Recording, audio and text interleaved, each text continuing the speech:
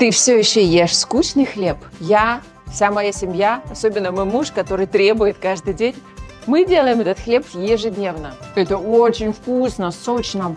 Она такая нежная. Это просто как спонж. Это божественная текстура. Это так просто, это так вкусно. Сегодня я буду использовать обычную хлебную муку, дрожжи. У нас в Дубае здесь с дрожжами проблема, поэтому я буду использовать сухие дрожжи, соль, оливковое масло и вода.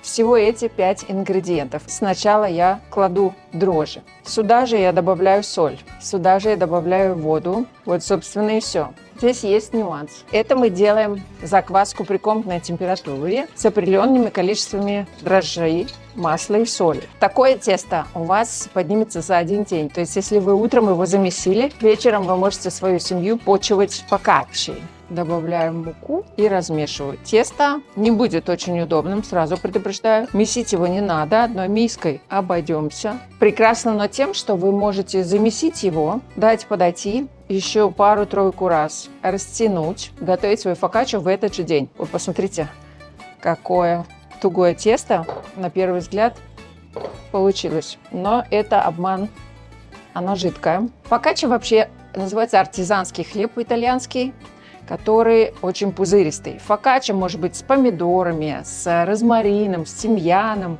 с соусом песто, с чем угодно. Все, тесто замесили. Помещаю оливковое масло. Это не все масло, мы будем еще использовать. Теперь почти готово. Смешиваем, и я уже чувствую, как процесс ферментирования пошел. Сейчас образовывается клейковина. Есть более влажное тесто, более сухое тесто. В идеале 75% влаги, хорошо. 75-85. Сегодня мы используем рецепт 85% влаги. Это очень пузыристое, влажное фокачча у нас получится. Все, готово. Посмотрите, какое прекрасное тесто у нас уже получилось. Дальше мы ничего не будем делать. Я его сейчас накрою и оставлю на полчаса.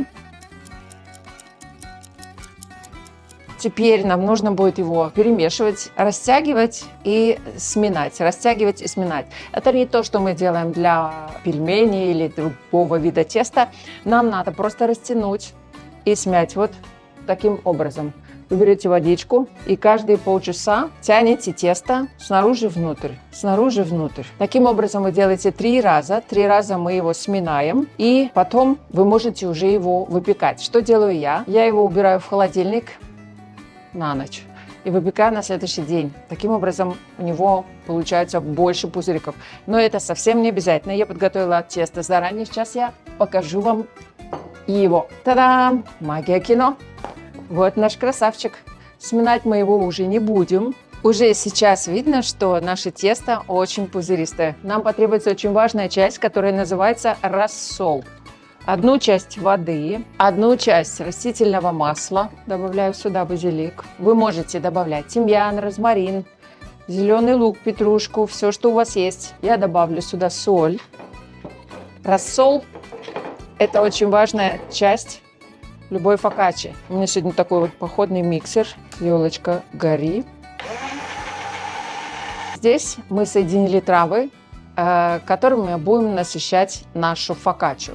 Вы можете положить сюда томаты. Сегодня у меня томатов нет, но я небольшой любитель томатов, поэтому вы можете положить свежие травы, тимьян, розмарин. У меня сегодня духовка стоит на 200 градусов, потому что я хочу, чтобы у меня был хлеб мягче, чтобы была не слишком такая уж большая корочка. Мне нужен объем, воздушность.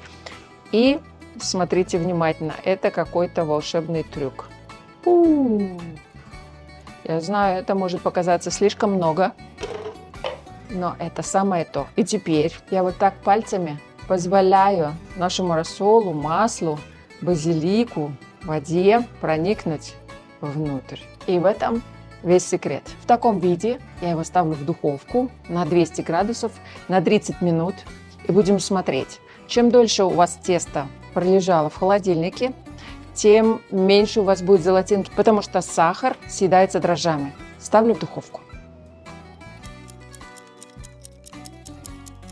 Наша фокачча готова. Ароматы в воздухе стоят восхитительные. После выпечки я оставила фокаччу на 10 минут в духовке, чтобы температура нормализовалась. Это невероятно. Снаружи Очень хрустящая корочка, а внутри восхитительный, влажный, сочный мякиш. Как вам такое? Предлагаю попробовать с соусом песто. Это очень традиционный способ. Это очень вкусно, сочно.